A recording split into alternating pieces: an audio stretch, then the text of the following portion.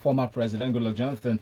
Well, an unknown source from the presidency has also been mentioned as quote, or rather saying, revealing details of how 100 billion from the CBN was moved to the private residence of the former president. Now, in these allegations, a lot of amounts in different trenches was mentioned. The statement indicted a few people, including the National Security Advisor Sambo Dasuki, said he personally supervised the physical transfer of the money from the CBN vault to the private residence of the former president. All these allegations, Tunde, do they? Is there an element of truth to this, or is this, the present administration blaming the past administration again? More finger pointing. Okay, let's cast our mind back to stealing is not corruption. Let's begin there. And you begin to see a picture. The figures in here, and it's quite lengthy, are very mind-boggling and sort of raise a bunch of things. To your point as to whether this is further or additional, finger pointing, this should have been easier, or should I say maybe more colorful, easier to go in on the former government on it, especially if the present administration has done a lot better with the situation that they've been handled. Yes, they were dealt with a bad hand, but you can't keep complaining throughout the game that was dealt with by hand or dealt with by hand. What have you done with the hand you've been given? So if they've done much better, it'll be easier for us to go hard on the former guys. It tainted, like we're getting tired of hearing this. In a sense, we know it was really bad. Now it seems like you're releasing details because you didn't find these details out this week, right? It's like you're releasing details now to sort of try to balance the narrative and say, oh yeah, okay, we try to distract people from the fact that you haven't done great. But does that take away from the truth? It doesn't take away from it at all. Now, this is horrendous. I don't know when we'll get to a time in this country where, regardless of who you are, I mean, there are nations, and especially nations in situations, developing nations that know that take their nationhood seriously and take development seriously, realize that no matter the office you have, whether you're the former president or not, if there is a case against you for corruption, you should answer to that case. And if found guilty, should spend the amount of time in prison or whatever the punishment is. These are mind-boggling figures. These are the kind of amounts that can make a huge difference. And here we are running around, going across the world, begging cap in hand. You can see why they barely take us serious. We all know now that Dasuki was some sort of immunity from probe. Is that true? Was this No. applying in this case? No, they don't. So they can go after him. It's an unwritten rule typically. You're on that table too. Yes. Do you understand? That's where tentacles go. So the $200,000. $100,000 that was given for some of this. A lot from them lately. But let's move on to the punch this morning. Make sure you send a message on WhatsApp. The WhatsApp number is on our Twitter handle at Smooth91FM, so you can follow through with the conversation. The next one from Punch, headline, Dapchi schoolgirls reunite with parents under heavy security. So there's been a sort of apprehension with jubilation as well, as the villagers received the girls last week. Everybody was so happy about this. But the details on this paper about their release, freed Dapchi schoolgirls on Sunday when they were reunited with their parents in Yobe State, the Dapchi town, after the Navy Air Force took them. They said they flew them there. We see the accounts that the girls gave about how they were abducted, the number of days they spent intermittently between villages and crossing rivers and getting to their final destination. At some point, one Aisha said that they fed them very well throughout their stay, and mentioned still our girl that we're praying to be released as well, Leah, and some other details that we're looking at. Parents are vowing that the schoolgirls will never go back to school in that location. They actually talking about relocating them to outside that geopolitical zone, the northeast. Ayo, what's your take on this? First of all, I think that's a good idea. I mean, we can as much as possible try to trivialize this issue. But if any sane parents, after going through this kind of ordeal, I don't think any sane parents want their kids to go to school around that area. Now, if you also look at the school itself, it's not fenced round. Now, it's an all-girls school, and it's not fenced round. Considering the terrain of that area, I don't think that was wise. I'm happy not saying they don't want to go back to school, which was what Boko Haram was telling them. They said they don't want to go back to that school. So that's a good thing. So they are ready to go to school. The parents are ready to take them back to school, but not in that area. One thing I'd like to point out: people have said probably money exchange hands or not. Of course, like Mohammed unequivocally said, there was no money. I really don't care. The fact is, the girls were brought back in one piece. Now, unfortunately, Leah is still there, and I hope that the government is not going to relax on getting her back. I mean, if you remember the statement by the Inspector IGP of Police, he said it was misquoted. come on, we all heard it. I mean, it wasn't like we read it. We heard the interview. He said it. Okay, he said so it was misquoted, it was misunderstood. Everybody listened to it. I don't know. We all listened to him. Anyhow, it doesn't matter.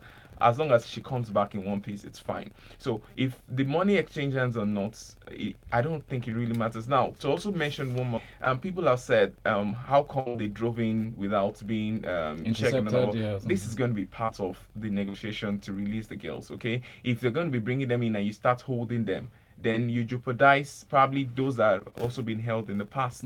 So, and the ones that might be held in the future. So when you give your words to them, you have to make sure you're it so that they also follow through with theirs. Well, I'll quickly ask you before we move on to the next story, though. What do you think about the Sergeant David Bako that we saw on social media going around? The personality of that the Inspector General of Police has actually called the Army precisely has come out to say there's no such Sergeant David Bako who said that 80 million naira was paid as ransom. David Bako, if you're out there, if you really exist, go out and give a press briefing. I mean, see, fire abroad and give a press briefing. Oh, exactly, exactly. I mean, we've seen how the media is gets manipulated. I mean, for instance, this is analytical. You see what happens in the US. I'm not saying that it's not true, but if it really does exist, I mean, it doesn't have to go all the way to the US or the UK. You can go down to Ghana or something and give a press. Most of this might just be false, just to election year is here. Yeah. So well, let's see if I can read out a couple of messages very quickly coming in on WhatsApp. Henry sends in this one saying, listen, we are tired of these stories, and that's what they are, just stories. If you have proof or evidence, then prosecute these guys and get them convicted. Otherwise, be quiet and run our government. After all, there are fingers being pointed at your administration as well. Henry clearly talking to the current administration. We've got more coming in still. Tunde sends in a message saying Tunde in the studio keeps using the phrase mind-boggling, but nothing actually boggles our minds anymore. We are now adapted to any amount stolen, whatever comes through. I guess we're taking that. We don't have new words for it yet. Very sad. And very quickly, we've got this in from Tony, who says, what does it matter if there was ransom paid? Do you think the US doesn't really negotiate with terrorists? Asked Tony. Very true. Just not directly. Yeah. We'll move on now to this day. Headlines: union threatened to shut down airspace over now workers' severance payment. That's NAL. The labor unions in the aviation industry, they threatened to ground flight operations in all parts of the country to draw government's attention to the plight of their ex-workers. In a statement, they've vowed that if the federal government does not pay the 45 billion naira that has been owed as severance packages to the almost 6,000 workers of the defunct national carrier, they would force workers in the aviation industry to down tools. They signed a petition dated March 19, 2018, and has said this has to be attended to. Otherwise, you will not allow us to actually sit back and watch the ex-workers die in penury. What's your take on this today? Well, they need to stand by the I'm looking for it to make a yield before payment is made. And you can imagine how much you can make off of 45 billion. But these are people playing with people's lives. It seems like it's such an unfortunate thing to have worked for the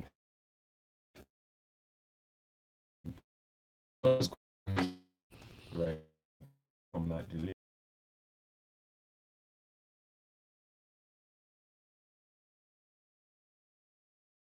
Carry out the Minister of Water Pay this for Physical Planning and Urban Development, Rotimi Ogunleye, when he came out to say the Lagos would actually put their foot down and enforce material testing before buildings are erected in Lagos, based on the previous history of building collapse we've been experiencing. Tunde, when you see headlines like this, I mean, I know the intention of the purpose is to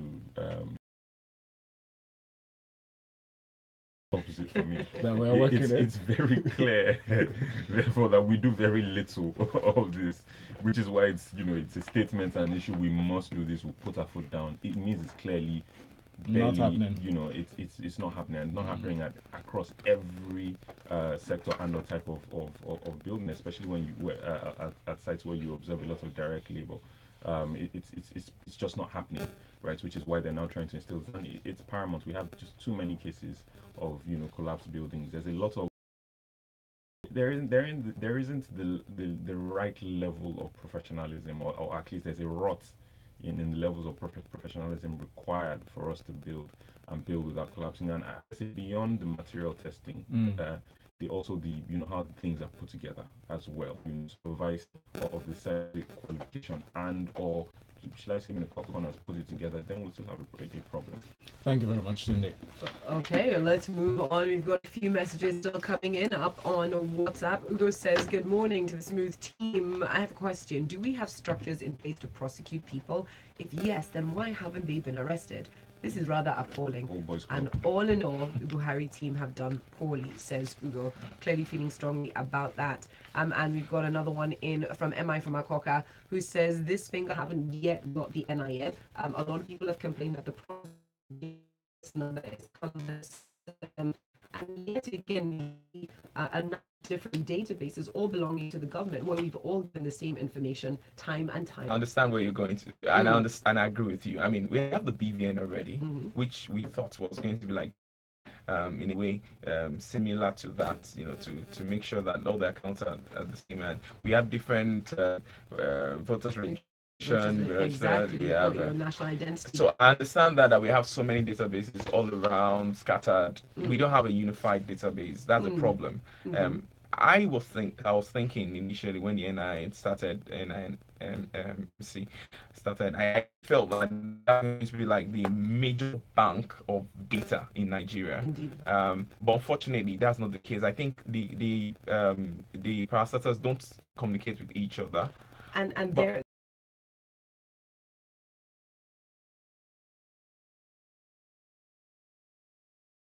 As well, and trying to harmonize all this data, would it not be more beneficial to the citizens for that harmonization process to be completed before then insisting that everybody show up to sign up?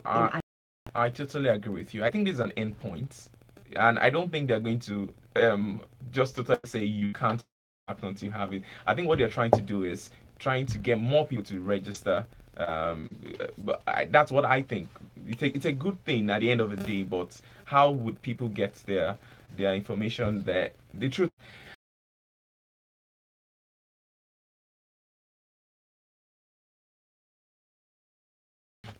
I don't see that happening. So if NIN is going to be the only the major database bank, then so be it. Well, also, and you can search with the hashtag freshlypress981 if you want to join in the conversation. Up next,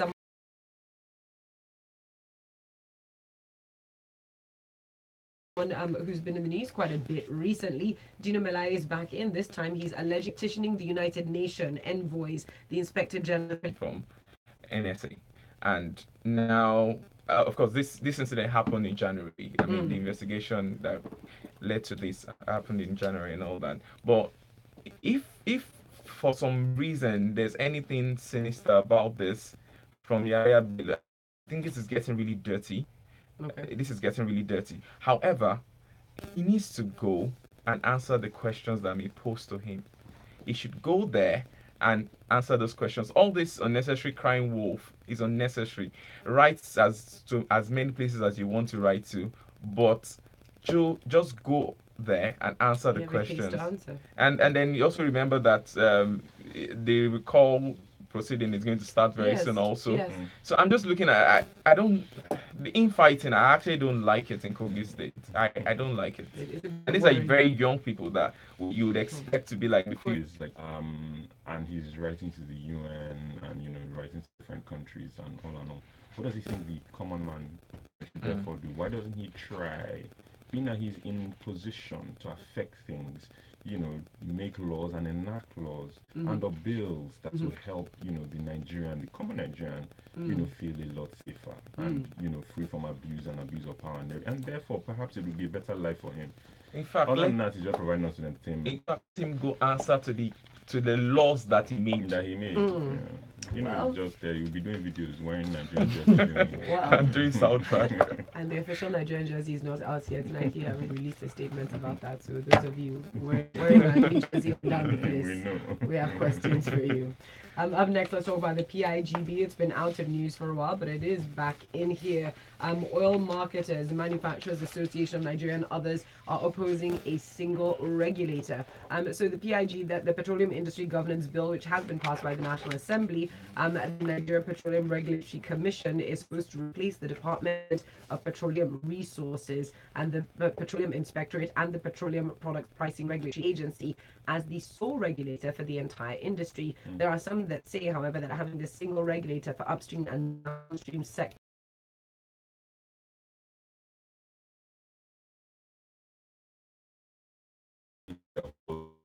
on that it will increase bureaucracy. Now, to be honest, so no single it's not one size fits all. Not one single solution fits every every type of situation. But normally, right, when you have different disparate systems making decisions, by themselves, and all of that is meant to affect one goal. That's when you have increased bureaucracy, generally. Yeah. But I mean, I'm not saying it's a rule. So if you can streamline that decision making, hopefully things move through the system a lot better. Now, it may be, however, if you identify the entire separate, then that's when you think about having multiple regulators. So for me, it's not a case of it doesn't answer it. It doesn't take, having it single or having one single regulator or multiple regulators takes away or adds bureaucracy. The key thing for me is what was this group looking at when the law was being formulated? I mean, the PIGB went through this forever. So much. Forever. It's one of the most discussed bills ever, and finally, some version of it comes to life. What happens to, they're a lobby group. What were they doing? Well, this is not in their hands when this was going through. Did they get opportunities to review it? Did they make noise at the time? This is how we waste our own time. That's not how it should be done. It's not until it's released then you start, advocating.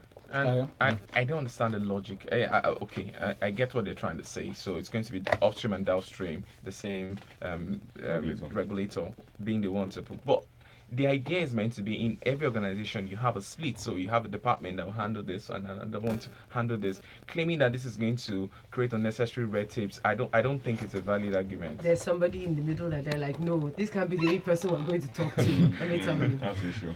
All right, so here's a message from Benga. It says, it's common knowledge that the years of presidency of the hero of democracy was null and monumental corruption in the history of this country. In fact, it should be regarded as the years of the Holocaust. However, if this administration is not ready to prosecute the hero of democracy on these huge corruption allegations, then it should be quiet. Enough of these revelations of the corruption perpetrated during GJ's administration if they will not arrest and prosecute it. Oh boy, let's move on. And let's move on to our final story from the Premium Times. Recovered loot. Why I wrote to Magu. So the Minister of Finance, Adeosun, on Sunday that the federal government had no ulterior motive behind the letter that she sent to the acting chairman of the EFCC. It was this was about the cash assets recovered by the agency between May 2015 and January of 2018. The letter leaked in the media over the weekend and generated quite a lot of debate, with some people accusing the government of insincerity about details of the cash assets recovered. But really, she was just saying, we just want to harmonize. We need all the information. Okay, and saying that what's in the media is not exactly to harmonize to check what's actually. So one for 3 billion that they said we have to recover and all that might not actually be 143. Here's the problem, and I always wonder when I hear leaked letter, is it that these people don't sign oath of secrecy? So, Why? It's okay. I mean, it's good for the populace to have a snippet into what's happening in these organizations, but how do this thing actually even? Eh. I don't know. The White House is It's leaking pretty phenomenal. badly Exactly. as I was well. going to say So. it's I know, worldwide. but- That's my point. Yeah, you mean it's worldwide. Oh, Leaks are happening everywhere. They're called managed leaks. Okay. So let's take a few messages on WhatsApp. First, we go to Twitter. We'll find a few ones there. Freshly pressed. That's hashtag freshly press 91. Neke Joseph says all revelations of money taken to houses are mind-boggling. Insane climbs. Insane climbs. People are behind bars. We're not sane. All right. So this one here says is from SOJ. Says from the Dapchi saga. Remember the 5 dead? Any names? Who are their parents? Where are their bodies? SOJ, they're still trying to confirm the details of the girls who are supposed to have died, because it was one of the girls that came back that said the other girls had died in transit. I think the Minister of Information said that they are still verifying that.